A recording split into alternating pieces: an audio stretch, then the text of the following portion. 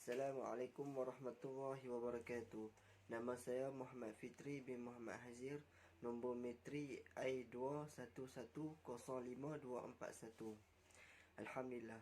Alhamdulillah. Wassalatu wassalamu ala ashrafil anbiya'i wal mursalin wa ala alihi wa sahbihi ajma'in. Untuk tugasan ini, di dalam buku Wacana Pemikiran Islam, saya telah memilih satu artikel yang bertajuk Sistem Beraja dan Islam Berpisah Tiada. Okay.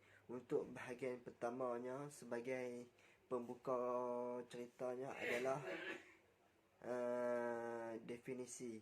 Definisi dia daripada istilah yang berbawa maksud raja ini adalah seseorang yang menjadi ketua negara, iaitu yang memimpin sesebuah kerajaan. Ketua negara yang memimpin sebuah kerajaan. Itu adalah dari segi istilahnya, yang mana dia telah dilantik oleh rakyatnya ataupun orang tertentu untuk dijadikan sebagai ketua sesebuah negara dan juga menjadi pemimpin bagi sesebuah kerajaan yang besar. Dari segi bahasa pula, yang mana orang yang mengetuai dan juga memerintah sesuatu bangsa. Ini dari segi bahasa, seseorang ini dilantik di kalangan bangsa dia untuk menjadi ketua kepada bangsanya tersebut. Yang mana sistem ini kira maksud dia, yang istilah ni dia sebagai pemimpin yang kuasa besar. Tapi bahasa ni pula diambil daripada Kamus Dewan, yang mana dia adalah akan memimpin satu kaum. Sistem beraja ini pula di Malaysia adalah cukup popular, yang mana sistem beraja di tanah Melayu khususnya telah wujud sekian lama, beratus-ratus tahun dahulu.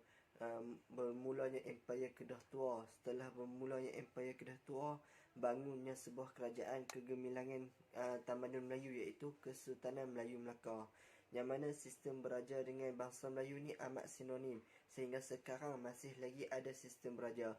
Cuma tugasan-tugasan ataupun peranan raja tersebut sudah tidak sama seperti dulu dan sekarang. Assalamualaikum warahmatullahi.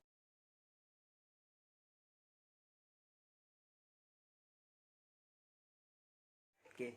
Sistem beraja pula dia terbahagi kepada dua. Yang mana yang saya cerita tadi tu adalah berlainan peranan dia. Peranan raja-raja tersebut adalah yang mana dulu dan kini. Yang mana dulu sistem beraja khususnya di Semenanjung Tanah Melayu, iaitu Kedah, Perak dan sebagainya, negeri-negeri yang mempunyai sultan. Sultan tersebut adalah pemimpin yang mutlak, yang pemimpin yang mengawal segala-galanya, yang berbentuk apa saja sektor pentadbirannya adalah di bawah pengaruh sultan. Itu dinamakan sebagai monarki, yang mana sistem tersebut adalah sistem yang paling tertua di dunia.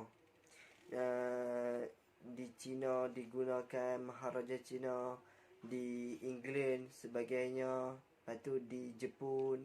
Okay, yang kita sehinggalah datangnya ataupun penumbuhan Malaysia 1957, maka peranan sultan-sultan tersebut telah berubah.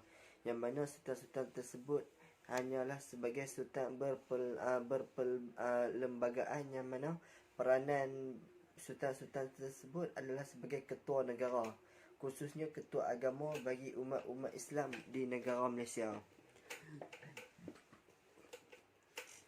Peranan sultan iaitu sistem berperlembagaan ini tersebut adalah sebagai contohnya, mereka akan digilirkan selama 5 tahun.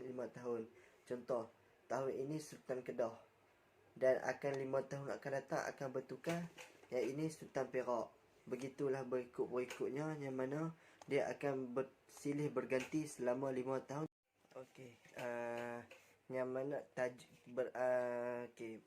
beralih pula pada tajuk berikutnya, yang mana sistem beraja dan Islam ni berpisah tiada kerana dari zaman dulu lagi, dari zaman Nabi sendiri sistem ini diguna pakai, iaitu Nabi sebagai khalifah ataupun pemimpin Islam yang pertama daripada bermulanya pusat pemerintahan di Madinah, serta diturunkan kepada Khulafa Ar-Rasyidin. Dan setelah daripada Khulafa Ar-Rasyidin akan ada telah adanya Bani Umayyah, kerajaan Umayyah, kerajaan Abbasiyah, dan juga yang terakhir adalah kerajaan Utsmaniyah. Dan ketika-tiga kerajaan ini, Umayyah, Abbasiyah, Utsmaniyah, mengamalkan sistem beraja monarki, yang mana sistem beraja ni itulah sebab amat sinonim dengan Islam. Sebab contohnya bahkan di Malaysia sendiri, raja itu adalah ketua agama, iaitu pelindung umat Islam sebagai agama Islam di negara Malaysia. Sebab tu kita perlu bersyukur dengan negara kita, yang mana negara kita ini masih lagi mengamalkan ataupun mempertahankan institusi beraja. Kita ambil iktibar daripada negara jiran kita seperti di Indonesia. Mereka tidak lagi mempunyai raja, mereka tidak mempunyai sultan-sultan yang diiktiraf. Maka di sana mereka agama Islam mereka, walaupun di sana banyak ulama, tapi budaya sosialisme kat sana mereka hidup bebas, yang mana boleh dikatakan kahwin antara Islam dan Kristian itu biasa saja bagi mereka. Tapi lain pula kat Malaysia, kerana kat Malaysia ini sekiranya kahwinan berlain agama tidak sah, dan sekiranya agama Islam hendak menukar agamanya ke Kristian, maka dia akan dihukum.